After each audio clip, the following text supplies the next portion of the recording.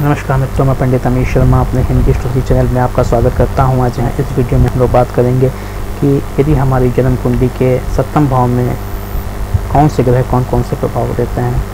जहाँ तक सप्तम भाव की बात है, सप्तम भाव जीवन का बहुत ही महत्वपूर्ण भाव होता है, क्योंकि सप्तम भाव एक तो हमारे वैवाहिक जीवन का भाव होता है और दूसरे सप्तम भाव में जो भी ग्रह बैठते हैं वो सीधे असर डालते हैं हमारे लग्न पर।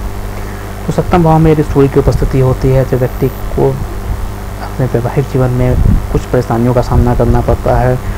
ईगो के कारण रिलेशनशिप में परेशानी आती है। यदि आपकी कुंडली के सप्तम भाव में सूर्य है और आप वाइल्ड लाइफ में प्रॉब्लम्स फेस कर रहे हैं तो सबसे पहले तो अपनी ईगो को कंट्रोल कीजिए, आपकी आधी समस्याओं का समाधान हो जाएगा।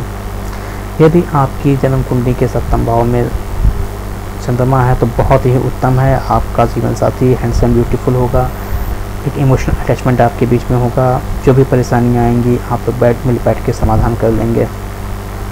जन्म कुंडली के सप्तम भाव में मंगल की उपस्थिति को बहुत अच्छा नहीं माना जाता है। पहला कारण तो यह है कि सप्तम भाव में मंगल के आते ही आप मांगलिक हो जाते हैं और मांगलिक दोष को हमारी वैदिक एस्ट्रोलॉजी में सबसे ज़्यादा बुरा माना जाता है वैवाहिक जीवन को लेकर। तो यदि आप मांगलिक हैं तो पहला काम तो आप ये करें कि मंगल के उपाय करना शुरू कर दें। दूसरे बात, यदि आपकी शादी नहीं हुई है तो शादी करने के पहले कुंडली मिलान जरूर कर लें।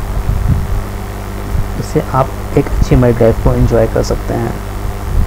लेकिन सप्तम भाव में यदि मंगल होता है तो उसका सबसे बड़ा फ़ायदा ये होता है कि जो आपकी लग्न पर मंगल की दृष्टि पड़ती है उससे आप हमेशा सदैव ऊर्जावान रहते हैं।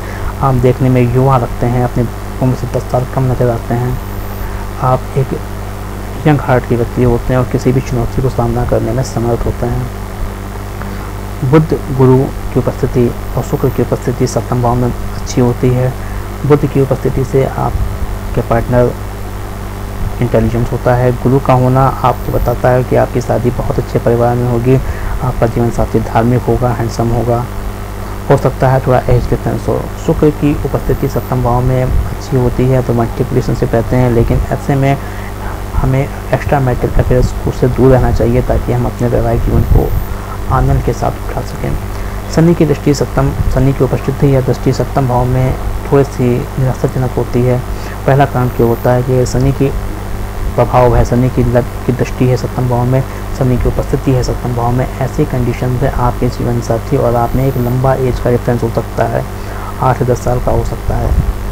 तो पहली बात तो ये आती है, खासकर लड़कियों की कुंडली में यदि महिलाओं की कुंडली में शनि की दृष्टि है या शनि सप्तम भाव में है तो आपके पति और आपकी एज में अच्छा खासा डिफरेंस होगा। जब एज डिफरेंस होगा तो विचारों में मतभेद होंगे। जब विचारों में मतभेद होंगे तो शायद उस लेवल से हम अपने जीवन का आनंद न उठा सकें। तो सबसे पहले यदि शनि आपके सप्तम भाव में है तो आपको अपने स्वभाव में चोटी लानी है ताकि आप अपने जीवन साथी के साथ सही ट्यूनिंग बना सकें।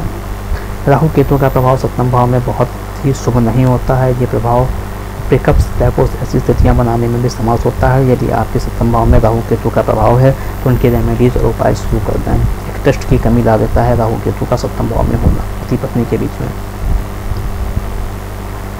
एक तो एक छोटी सी विवेचना थी सप्तम भाव में ग्रहों के बारे में। इसके अलावा ग्रहों के स्ट्रेंथ पर, ग्रहों की डिग्रीज पर, ग्रहों के कॉम्बिनेशंस पर भी बहुत कुछ डिपेंड करता है। मैं आपसे छोटा सा निवेदन करना चाहूँगा कि आप हमारे चैनल को सब्सक्राइब करें और आने वाले वीडियोज़ को एंजॉय करें। धन्यवाद।